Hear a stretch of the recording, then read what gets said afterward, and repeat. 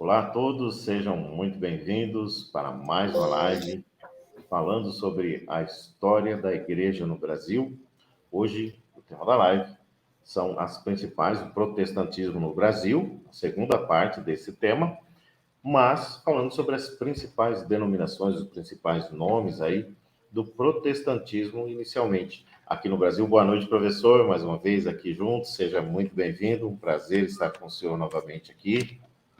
Boa noite, professor Nildo Moraes. Hoje falar de um tema importante, as denominações históricas, dando continuidade à live da semana passada, em que a gente vai ver, né, que durante o século XIX, o cenário que os primeiros missionários encontraram no Brasil, e em razão disso, falar também de alguns missionários, né, e os trabalhos que eles vieram a desenvolver no Brasil, professor Nildo.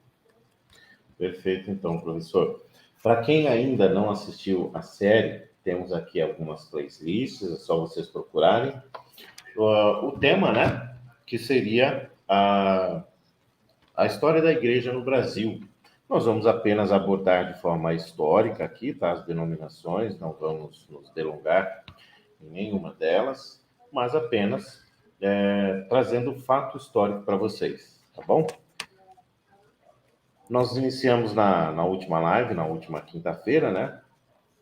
E colocamos ali a importância, né, de cada denominação, o que trouxe de cultura. Verificamos que, principalmente, né, depois da Guerra Fria dos Estados Unidos, os missionários dos Estados Unidos vieram para o Brasil, entre outros, né, com a queda aí do padroado, né, entre outras situações que foram necessárias. Também com a queda do Império, né, passando a República, entre outros fatos históricos, eu aconselho você, para que você não fique perdido, a assistir a live anterior.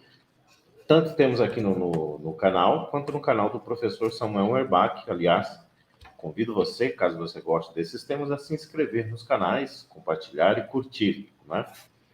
Então, trataremos então, professor, da chegada das denominações ditas históricas ou aquelas mais tradicionais. Certo, mestre? Exatamente, professor Nildo. De tal maneira que a gente tem a chamada fase precursora, que vai de 1855 a 1863, né? Que é tido pelos historiadores como sendo o primeiro estágio do protestantismo brasileiro, que se deu por meio do médico escocês Robert Reid Calley, né? Homem rico que iniciou uma obra evangélica juntamente com atendimento médico à população carente na Ilha da Madeira, onde ele teve muitos seguidores, né? Porém, em razão da perseguição religiosa proposta pela rainha portuguesa Maria da Glória, ele teve que sair da Ilha da Madeira juntamente com outros seguidores e foi rumo aos Estados Unidos. De modo que em 1855 chega ao Brasil, surpreso o país através da leitura do livro do missionário Kidder, Reminiscências e Permanências nas províncias do sul e do norte do Brasil, quando o reverendo conta suas experiências na distribuição de Bíblias e suas meditações a respeito do povo brasileiro, professor Nildo Moraes. Perfeito. Uma das estratégias que ele utilizava, né, era relacionar-se com as autoridades, né, os civis, os militares, inclusive com o imperador, né, Dom Pedro II, e ele era vizinho de Dom Pedro II em Petrópolis, né? Essa estratégia contribuiu em muito para a efetivação da liberdade religiosa no Brasil, né? Apesar, como o professor mencionou aí na última live, do imperador ser católico, né? Na medida em que conseguiu apoio de autoridades, quando as tentativas de coerção e discriminação aconteceram, né? E a Constituição brasileira não condenava diretamente o protestantismo, desde que não fosse realizado em templos, né? E a data marcante que envolve a estada, né, aqui do médico, foi 11 de junho de 1858, quando batizou o primeiro brasileiro segundo a fé evangélica. Seu nome era Pedro Nolasco de Andrade, E essa data marca a fundação da chamada Igreja Evangélica, mais tarde chamada de Fluminense, a primeira comunidade protestante no Brasil. Qual era a origem do Calley, professor? A origem evangélica, né, no caso. Qual Era protestante na denominação presbiteriana, né? Porém, certo. no Brasil ele vai ser influenciado pela sua segunda esposa, né? E ele vem adotar os padrões congregacionais quando apoia uma instituição independente de igrejas mãe estrangeira. Outra conquista de Calley para os evangélicos brasileiros foi a aceitação do casamento protestante perante a lei. Em 1863, o Dr. Robert Calley retorna ao Brasil após uma temporada na Escócia e na Inglaterra, quando foi eleito pastor da agora Igreja Fluminense. Esta data marca o final do protestantismo, em que o campo estava aberto para outros missionários virem ao Brasil, professor Nildo. Perfeito. E o que tinha a relação entre os missionários presbiterianos e um sacerdote da Igreja Católica, que era o Padre Conceição, professor? Então, olha só, então a história, né, nos diz que o trabalho do Dr. Calley abriu caminho para outros missionários. Em 1859, a Igreja Presbiteriana dos Estados Unidos enviou seu primeiro missionário, o reverendo Archibald Green Simonson, né? Porém, chegando, claro que ele vai ter dificuldade, né? Uma terra nova, dificuldade de língua, né? O que impedia que ele viesse a pregar para um número maior de brasileiros, né? E as suas, vamos falar assim, as suas pregações, em razão da língua e de outras dificuldades, ficou sendo feita basicamente naqueles que conheciam a língua inglesa, que eram os ingleses americanos, que porventura estivessem no Brasil, né? Além de marinheiros da língua inglesa, que vinham para o porto no Rio de Janeiro. Dessa maneira, Simonson se estabeleceu no Rio de Janeiro e acabou constituindo uma missão recorrente da do Dr. Calley. A Igreja Presbiteriana do Rio foi oficialmente fundada em 1863. Não vendo muito futuro nas terras cariocas, devido aí aos problemas que nós abordamos, né? Simonson solicita à liderança americana a abertura de uma nova missão em São Paulo, para onde ele manda o seu cunhado, o reverendo Alexander Lamatier Blackford, com auxílio de Francis Schneider, em 1863. As atividades constantes da Igreja Presbiteriana do Brasil mostram que, apesar do esforço dos missionários, não foi possível instalar uma base para o protestantismo paulista devido às dificuldades que nós já abordamos, né? O início desse trabalho se deve a uma destas figuras que surgem na história e surpreendem. O primeiro apóstolo brasileiro foi o ex-padre Manuel José da Conceição, conhecido como Padre Protestante. E José Manuel da Conceição foi ordenado em 1845 e passou por diversas meditações espirituais, né?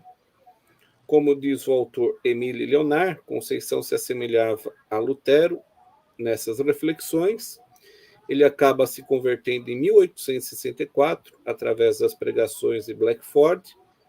Iniciou uma verdadeira odisseia através do interior de São Paulo, onde realizou um ministério itinerante, pregando antes e principalmente para aqueles que tinham sido seus paroquianos, né?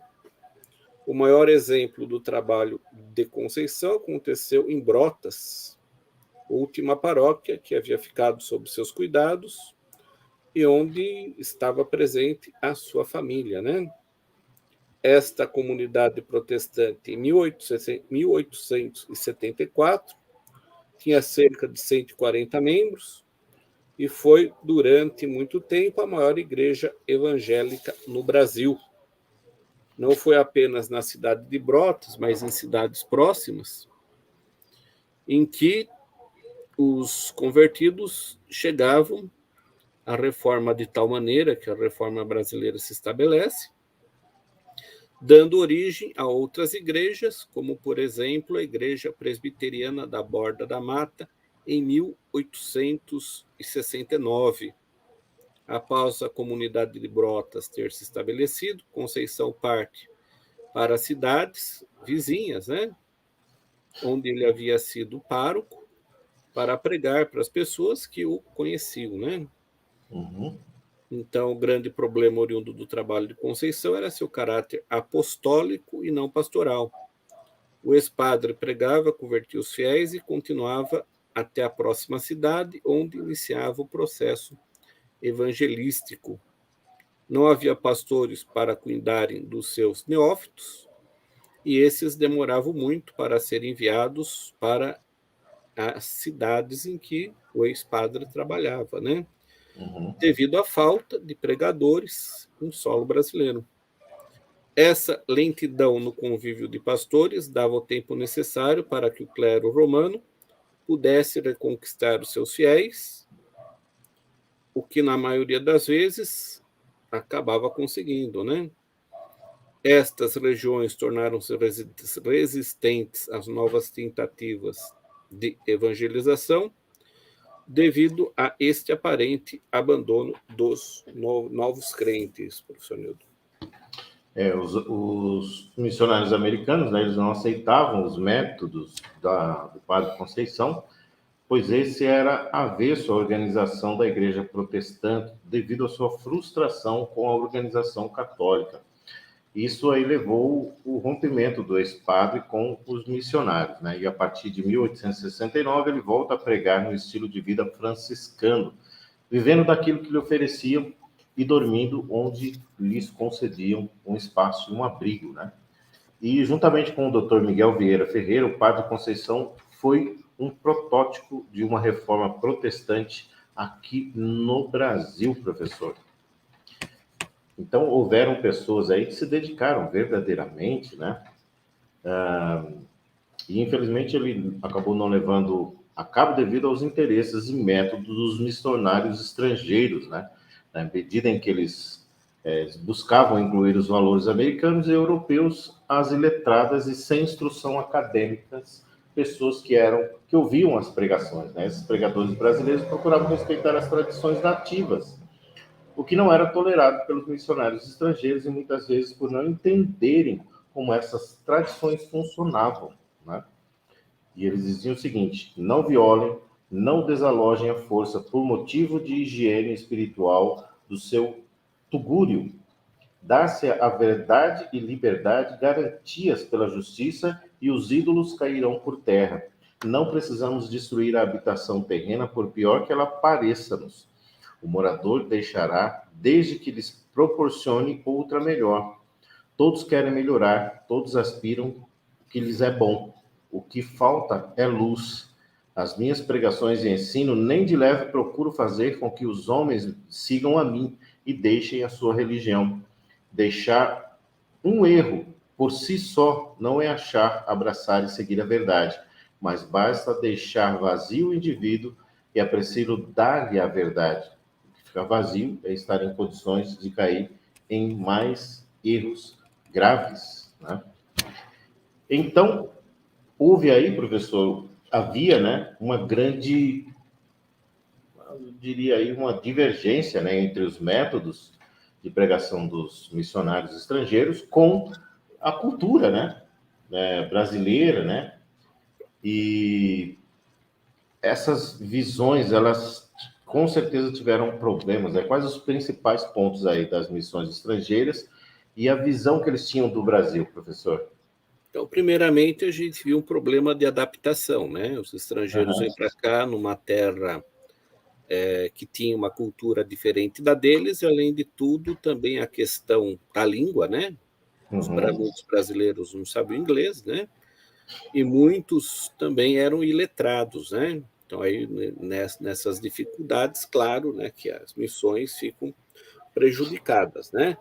Mas no tocante às missões estrangeiras e sua visão do Brasil, a gente nota que os historiadores dizem que, depois da instalação da Igreja Fluminense da Presbiteriana do Rio de Janeiro, o caminho estava aberto para novas missões para evangelizar os presentes aqui no Brasil, né? E pelas comunidades, pelos missionários que vinham de fora. Foram elas a Missão Metodista em 1871, a Missão Batista em 1881, a Missão Episcopal em 1890 e a Organização Help for Brasil em 1893. Além dos missionários, diversos colaboradores vieram para auxiliar na tarefa da evangelização. Conforme nós já abordamos anteriormente, né, todos esses homens que vieram enfrentaram adversidades, dentre elas a questão das doenças tropicais, a que muitos estiveram sujeitos e acabavam morrendo de febre amarela, logo após já desembarcarem no Brasil, né? Muitos desses missionários tinham consciência de suas vocações, pois muitos eram empresários, médicos, advogados e bem-sucedidos nos seus países de origem. Eles deixavam tudo rumo a um novo país e eles procuravam alternar o trabalho de evangelismo com o uso das suas atividades, tais como consulta à pessoa carente, fazer o ensino em escolas e assim por diante, né? Por falar em ensino, o principal método da Igreja Presbiteriana era a utilização do ensino para crianças que não pertenciam à fé protestante, bem como a fundação de seminários para treinarem novos líderes locais que acompanhassem o crescimento das igrejas, né? E assim os brasileiros, como conheceram a fase de expansão protestante, resultado do trabalho de Conceição e Miguel, das escolas protestantes para filhos de protestantes, onde acabavam entrando jovens e adolescentes, onde também ouviam a palavra de Deus e a Bíblia, né? Os homens e mulheres fundaram a chamada Sociedade Bíblica do Brasil e distribuíram mais de 4.000 Bíblias. Famílias inteiras tomaram a decisão por Cristo através das leituras, professor Nildo.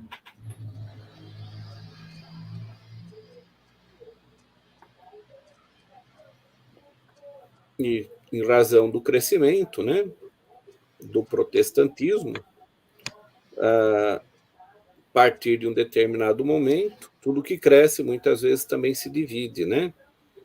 Então, em razão desse crescimento, houve a chamada primeira divisão, professor Nildo.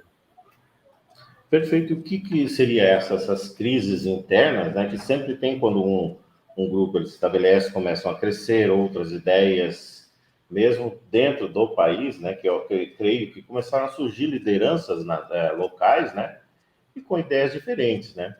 Quais foram aí essas crises internas e a primeira divisão, professor? Então, olha só, então, com o crescimento, com a estabilidade decorrente desse crescimento,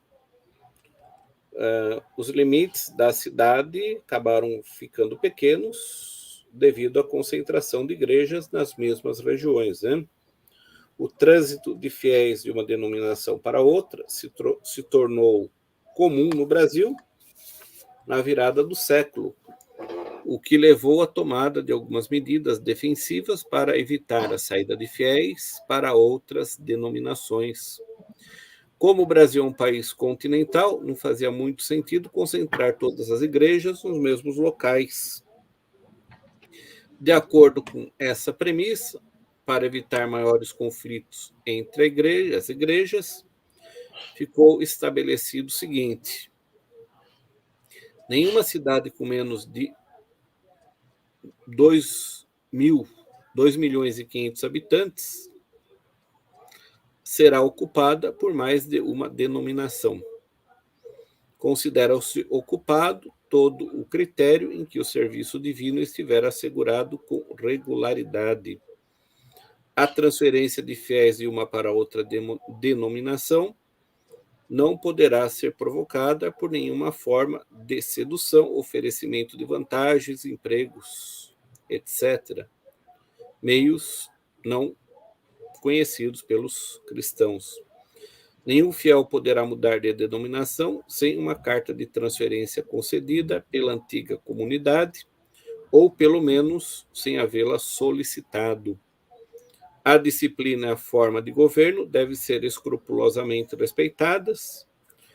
Uma comissão interdominical permanente, integrada por 3 membros de cada denominação, resolverá as questões e dificuldades que surgirem no intervalo entre as reuniões dos sínodos das diversas igrejas, e suas decisões serão respeitadas até que os sínodos se pronunciem a seu respeito. Então, aqui a gente verifica uma série de medidas administrativas para evitar a crise entre as denominações, professor Nildo. Perfeito, né? O problema, o principal problema das denominações históricas estava dentro das paredes mesmo, né? E não fora, né? Foram as relações entre as igrejas protestantes estrangeiras e a brasileira que causaram essas primeiras divisões, né? No início da obra missionária, o sustento das igrejas brasileiras vinha do exterior, sejam os gastos administrativos, salário de pastores e outras questões administrativas ou até mesmo manutenção dos templos, né? Todas as decisões eclesiásticas eram tomadas por um grupo composto, em sua maioria, por pastores estrangeiros. Os líderes brasileiros queriam tomar as suas próprias decisões e buscar e atender às necessidades e interesses nacionais. Outro motivo de desenvolvimento entre os estrangeiros e brasileiros para o ensino. Para os americanos, a evangelização não era uma prioridade. Eles preferiam uma estratégia indireta de proclamação da palavra de Deus através dos colégios mistos, né?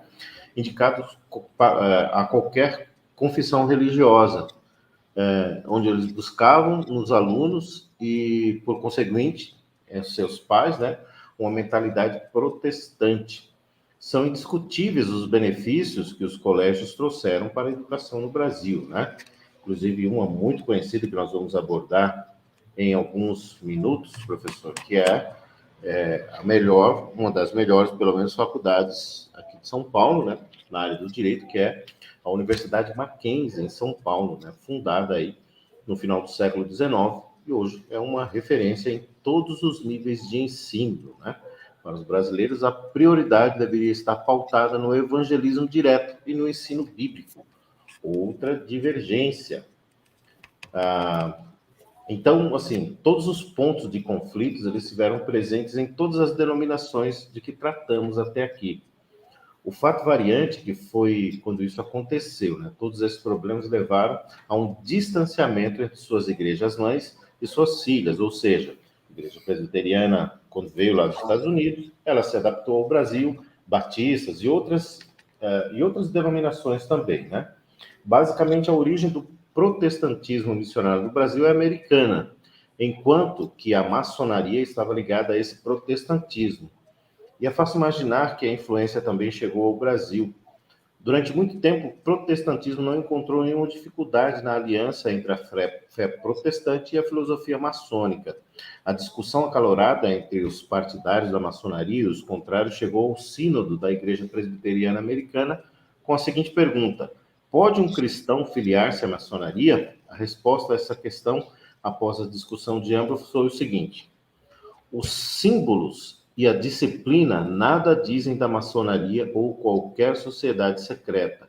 É, pois, permitido a um membro ser maçom desde que a consciência não o impeça. O sínodo reconhece o direito de todo membro em ter sua opinião sobre este assunto, mas julga prejudicial à causa do evangelho toda propaganda pró ou contra a maçonaria.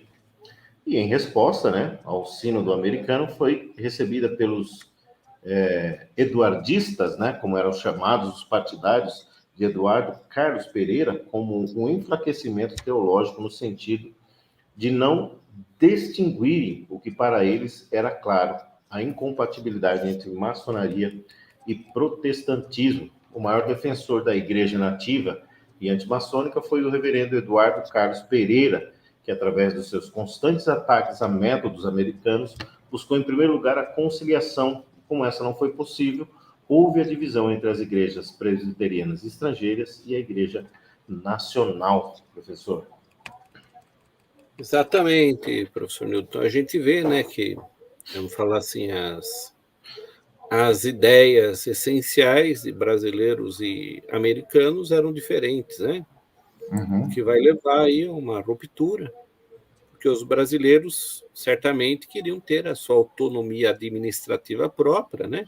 E não depender de uma igreja-mãe situada em outro país, professor Nildo. Perfeito. A grande questão levantada foi a de que, com a cisão, existiram duas igrejas rivais, uma nacional e pobre, outra estrangeira e rica e bem amparada, né?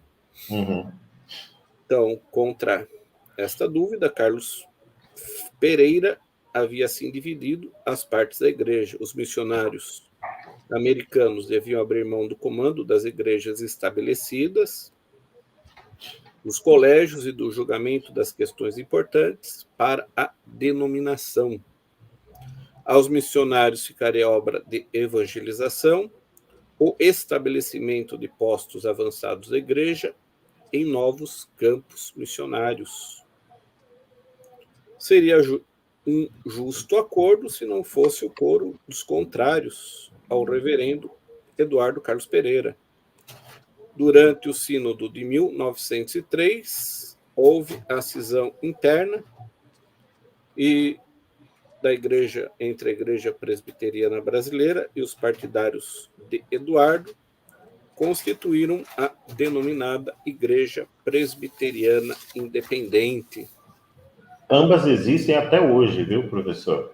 Tanto Sim, a Igreja né? Presbiteriana Independente quanto a Igreja Presbiteriana mesmo. Ambas existem. Sim, são denominações diferentes, embora eu creio que a essência seja a mesma, não é isso, professor? Sim.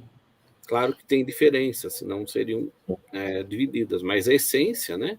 Sim, sim. A essência, os princípios essenciais, certamente são bastante próximos, né?